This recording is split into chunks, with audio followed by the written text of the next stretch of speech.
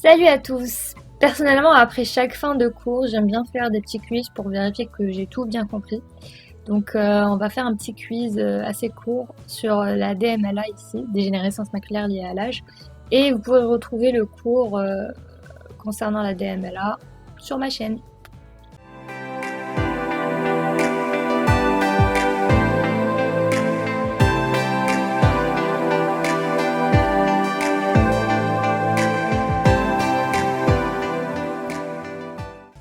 Première question, qu'est-ce que la macula? Je vous laisse réfléchir et je mets les réponses juste après, donc mettez pause entre la question et la réponse.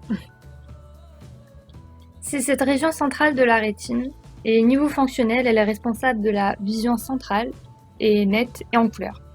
C'est la région qui est atteinte en cas de DMLA. C'est pour ça qu'elle nous intéresse ici particulièrement. Deuxième question, quel est le plus grand facteur de risque de la DMLA? Attention spoiler, c'est bien l'âge, comme son nom l'indique. Pour rappel, les autres facteurs de risque sont notamment le tabagisme, la nourriture riche en cholestérol et l'obésité. Quel signe annonciateur de la DMLA guide la prévention? La réponse est les métamorphopsies. Donc, c'est ces déformations de lignes horizontales et verticales qu'on étudie grâce à la grille d'Amsler. Ok, quelques questions sur les examens cliniques maintenant. Quel est le premier signe clinique de la DMLA qu'on peut reconnaître au fond d'œil? Bravo si tu as pensé aux drusènes. Pour rappel, les drusènes sont un dépôt de cellules inflammatoires, entre autres, qui est sous la rétine, qui apparaît plus clair que la rétine au fond d'œil.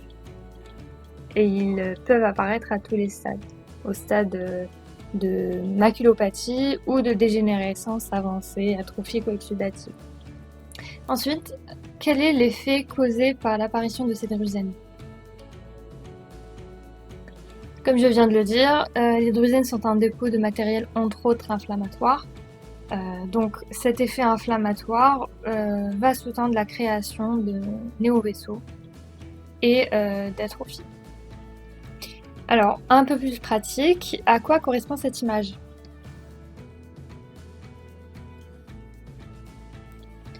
C'est une image d'OCT, en français tomographie en cohérence optique. On voit des néovaisseaux sous-rétiniens, de l'œdème intrarétinien et un léger décollement de la rétine, qui est une conséquence directe de la DMLA. Voilà, c'est donc une DMLA exsudative de par le fait qu'il y ait de l'œdème. Petite info en plus, l'OCT conjugué avec le fond d'œil permet de diagnostiquer le type de DMLA. Et il permet aussi de suivre l'évolution de la DMLA sous traitement. Ok, un autre exemple concret, qu'est-ce qu'on voit sur cette image? Cette fois, c'est une image de fond d'œil et elle montre de l'atrophie de l'épithélium pigmentaire. C'est donc une DMLA atrophique tout simplement. Petite info en plus aussi, il faut savoir que le fond d'œil, que l'image qu'on a sous les yeux est une reconstitution de plusieurs petites images au fond d'œil, puisque au fond d'œil, on n'arrive pas à voir toute la rétine, mais zone par zone. Après le diagnostic, le traitement, donc quel est le traitement de la DMLA? Alors, on différencie les traitements selon le type de DMLA.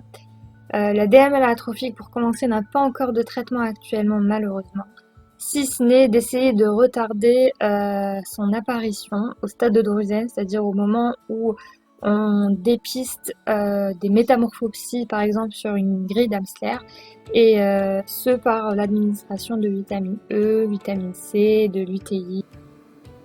Au contraire, on traite la DMLA exsudative par des injections intravitréennes répétées d'anti-VEGF, l'anti-VEGF étant le facteur antiprolifératif des néovaisseaux, ce qui réduit de 1 la prolifération, donc l'apparition de néovaisseaux, les risques d'hémorragie, etc. Et aussi la perméabilité des vaisseaux, donc ce qui réduit les œdèmes. C'est un traitement qui fonctionne plus ou moins, puisque 40% des personnes voient une amélioration à 2 ans du traitement. On peut aussi, dans des cas particuliers, avoir recours à un traitement complémentaire par la photothérapie. Elle consiste à illuminer les néovaisseaux choroïdiens par un laser infrarouge. Et ce pour provoquer des thromboses des néovaisseaux et éviter la prolifération. Et dernière question, qu'est-ce qu'on fait si les traitements n'ont pas réussi à conserver une acuité visuelle satisfaisante? Eh bien, il faut lui proposer des rééducations orthoptiques pour lui apprendre à utiliser le reste de sa rétine périphérique, puisqu'on a vu que la DMLA n'atteint que la macula, la zone centrale de la rétine. Voilà, c'est tout pour aujourd'hui. J'espère que ce petit quiz vous a plu. Bon courage!